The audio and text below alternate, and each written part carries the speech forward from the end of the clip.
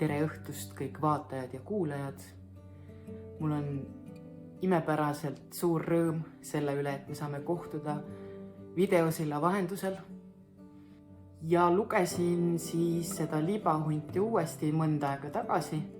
Avasin ta täiesti suvalise koha pealt ja mind kõnetas väga üks Tiina monoloog. Ja see monoloog oli kokkuvõtvalt kõik see, mis tähistab inimeseks ja inimlikuks inimeseks olemist. Audioteatri formaat oli minu jaoks samuti esimene kord. Ma tahan tänada Erko Laurimaad, kes minuga tundide viisi stuudios istus. Aitas nii tehniliselt kui loominguliselt. Siis ma soovin tänada Marika Riismaad, kes lõi meie lavastusele visuaali. Soovin tänada Age Rebelit, kes meil lubab selliseid hullusi alati algatada. Ja ma tänan Timo Kreutsi, kes tehniliselt kõike seda, mida te hetkel näete, aitab ellu viia. Kõige kallimaid näitlejaid, kes juba 10. aastat jaksavad tulla ja ka siis, kui on väga raske, see ütleb nii mõndagi. Aitäh! Ja aitäh teile inimesed, et te selle ekraanide taga olete, leidnud selle aja ja tulnud meid kuulama. Ma loodan, et igaüks leiab siit midagi, mis teda kõnetab. Tere, mina olen Merilin ja minu kanda on selles kuuldemängus Tiina roll. Mina olen Robert ja mina mängin kohe algavas kuuldemängus Marguse rolli. Tere, mina olen Inga. Mina loen meie lavastuses Mari rolli. Mina mängin selles antud etenduses Sulast Jaanust. Tere, mina olen Daniela ja mina mängin libahundis vanaema rolli. Mina mängisin siis etenduses Määrdi rolli. Tere, mina olen Nele ja libahundis on minu rolliks perenaine. Mina andsin oma hääle tänases kuuldemängus peremehele. Mina ei ole kindlasti nii keevaline või nii kergesti sütti, kui seda on Tiina, küll aga võin ma olla kohati täpselt sama kangekaelne. Ja kui mina proovin elada oma elu nii, nagu mu süda seda mulle ütleb, mitte nii, nagu inimesed minu ümber arvavad, et minu jaoks õige on. Aga ma leian, et ma mingil määral võin samastuda Mariga selle koha pealt, kuidas me mingid olukordi võib-olla elus oleme lahendanud. Olgu see siis positiivselt või negatiivselt. Siis me oleme üpriski sarnased oma karakteritega. Nimelt, nagu sulased ikka on sellised töökad. Kogu aeg on palju tegemist, nii ka minul. Ei püsi väga pudeliski paigal. Aga minu lemmikomadus tema juures on see, et siis kui kõik mõistsid Margust hukka, et ta Tiinat kaitses, siis vanaema ei mõistnud. Ja just see mitte hukka mõistmine on ka minu elus väga tähtsal kohal ja ma püüan seda alati meeles pidada. Isegi, et Märt oli etenduses vaid mõni hetk, näitas ta selle mõne hetke jooksul välja ikkagi tohutut hoolivust oma pere ja üleüldse lähedaste vastu. Ja ma leian, et mina olen samasugune inimene, et olen nõus oma pere ja lähedaste nimel minema läbi tulest ja veest, et neid ikkagi siis aidata. Perenaine on väga perenaiselik. Ta on väga hoolitsev oma pere suhtes, alati on toit laual ja alati ta midagi toimetab. Seal samas on ta Tiina suhtes väga põlglik. Tiina on teissugune kui nemad ja temaga suheldes näitab ta seda põlglikkust ka väga tugevalt välja. Seda karakterit tundma õppides pidin ma ikka mõtlema sellele, kuidas need vanad vaesed eestlased ikka tollel ajal elasid, kui nad veel päris orjad olid ja ega neil eriti midagi meelakkumist polnud. Ja nii ma seda rolli võtsin, et ju see peremees selline mees ikka oli ja vähese jutuga, konkreetne, tavaline Eesti talumees. Tänapäeval ka on ikka selliseid eestlasi küll ja küll. Võt. Mind kõnetab selle materjali juures just Tiina tegelaskuju, tema tugevus jääda kindlaks iseendale samal ajal kogedes nii tugevat viha ja põlgust. See on imetlusväärne.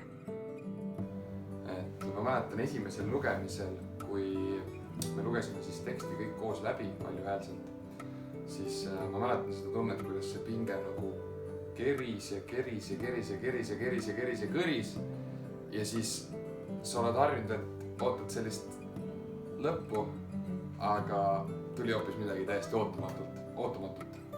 Ja see oligi, ma arvan, selle loo juures minu jaoks väga huvitav. See üldine teema sellest, kuidas inimesed on nõus lahti laskma asjadest, mis on neile väga südamelähedased lihtsalt sellepärast, et üldsusele meeldida või sobituda kuskile või tagada endale mingil määral mingi turvalisus. Paljudel inimestel võivad tekkida asjadest alati eelarvamused ja nii kui keegi kuskil kuuldavasti teeb midagi halba, siis ka nende lähedased on justkui pannakse neile mingi plekk külge. Et ma arvan, et see ei ole õige ja raamatut ei saa siis analüüsida nii-öelda ainult kaant lugedes. Ja kogu see libahundi lugu minu meelest suuresti räägibki hukkamõistmisest ja sellest, kuidas meile, inimestele meeldib teisi sildistada. Rohkem mõistmist. Milline valu on suudetud panna nendesse dialoogidesse, monoloogidesse. Kui tuua nüüd võrdlus siis tänapäevaga, siis tegelikult ainus inimene, kellele sa saad alati kindel olla, oled sa ise. Kõik need tunded, mis läbi jooksevad, see tohutu emaigatsus, kurbus, viha, pettumus ja loomulikult on libahundiks üks eredamateks karakteriteks Tiina. Tema see tohutu julgus olla tema ise, julgus seista enda eest. See on võimas. Mina arvan niimoodi, et inimesed siin aastasadade jooksul ega nad muutunud ei ole. Kõik me oleme ühtemoodi, ühesuguselt käitunud. Kuuldemäng oli minu jaoks täiesti esmakordne kogemus, et kui tavalise lavastuse puhul kestab prooviprotsess enamasti mitu kuud, siis kuuldemängu puhul oli meil enne stuudios salvestust vaid loetud proovid. Et ma ütleks, et ühest küljest oli ta võib-olla natukene lihtsam ja ladusam, sest sa ei pidanud mitte viitma aega, aga sa ei pidanud teksti pähe õppima ja lavalisele liikumisele mingit nagu rõhku panema. Teisest küljest sa pidid jälgima igatki kõige väiksemat detaili sinu hääle, tooni juures, diktsiooni juures. Meie jaoks on see, et me oleme alati harjunud tulema kokku, olema koos nädalaid, kuid, et teha üks päev mingi metsikult suur lavastus. Aga seekord olime me koos 2 päeva. Ühel päeval me lindistasime siis kõik tekstid sisse ja teisel päeval siis oli meil selline päev, kus me lindistasime kõik taustahelid. Ehk siis tänases etenduses, mis te kõik kuulete, kõik igasugused ulgumised, linnud, tuuled, need me tegime umbes täpselt 10 tundi. Kui muidu sa saad anda emotsiooni edasi ka miimika ja kehakeelega, siis seekord ainus vahend oli hääl. Muidugi tavapärases lavastuses on ikkagi see võlu, et kõik see melu, kõik kostüümivalik, kõik see rolli sisseelamine on täiesti teine. Aga jällegi, uus kogemus on alati teretulnud.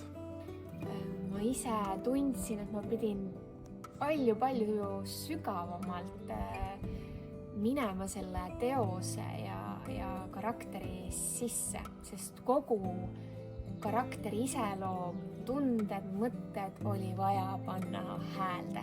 See oli väga põnev väljakutse. See on nagu raamatu lugemine tegelikult. Te vaatadki, loed nagu raamatud ja kujutad ette, kuidas see asi seal toimis. Hästi vahva oli teha neid erinevaid hääli, hundi ulgumised, kõik loodushääled, linnuhääled, kõik me vidistasime linnuhääli seal ise ja hundi hulgumisi noh, ega ukse kolksatused, noh, kõik tegime ju seal kohapeal. Kuigi kultuuri tarbimine on praegu väga palju piiratum kui tavaolukorras, siis on selleks jätkuvalt ikkagi väga palju võimalusi. Kontsertidel ja teatris käimise asemel on ju jätkuvalt võimalik lugeda raamatuid, vaadata filme, kuulata raadioteatrit näiteks. Sellegipoolest ma arvan, et ei tasu pead norgu lasta, et paremad ajad on ees, et enne tõusu tuleb alati mõõda. Hetkolukord on väga kurnav, meile kõigil ükskõik millisel maastikul me oleme, aga kui me võitleme ja pingutame, siis üks päev me saame jälle oma vabadust nautida, nii nagu me oleme harjunud seda nautima. Hoolime üksteisest, hoiame üksteist. Küll me saame selle aja mööda. Ja saame samamoodi kultuuri nautida edasi, nagu me siin saime natukene üle aasta tagasi. Aga üks asi, mida ma olen täheldanud, on see, et inimesed on väga leidlikud ja leiavad väga ägedaid alternatiive selles olukorras, et kultuurielu päris seisma ei jääks. Siis praegusel ajal ongi aeg proovida uusi asju, teha uut sorti kunsti, uut sorti asju, mida ei ole varem teinud. Alati on võimalik kultuuri kogeda ja kui sa ei tea, kust mida leida, siis mina soovitan pöörduda Merilini poole, sest tema teab alati. Paide teatril on selline huvitav audiorännak nagu Labürint ja Tartu Uuel teatril on näiteks selline võimalus pidada kirjavahetust näitlejatega.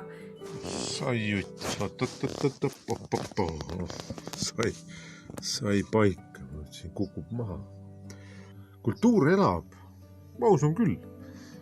Noh, et me teeme kuuldemänge ja asju ja hoiame pikki vahet, hüüame eemalt teineteisele neid asju, mis me peame hüüdma. Soovin teile kõigile head kuulamist. Ma loodan, et see vana klassik, Kitzbergi libahunt, üllatab teid jälle, seekord meie audiolavastuses ja ma loodan, et teil tuleb tore kuulamine. Tšau! Nii et Rapla kultuurikeskuse näitetrupp kuskil ära ei kao ja usun, et varsti saate ka meid uuesti lava peal näha. Seniks nautige aga kuuldemängu. Aga ilusat kuulamist minu poolt. Pange tähele ka kõiki linnuhääli, loodushääli, hundi ulgumisi. Kõik on meie enda tehtud. Mina soovin teile, armsad kuuldemängu kuulajad, müstilist kuuldemängu. No kuulge, aga ma soovin teile head kuulamist. Võtke tassike teed, küpsiseid, pange kõrvaklapid kõrva ja nautige. Tulge meiega rändama.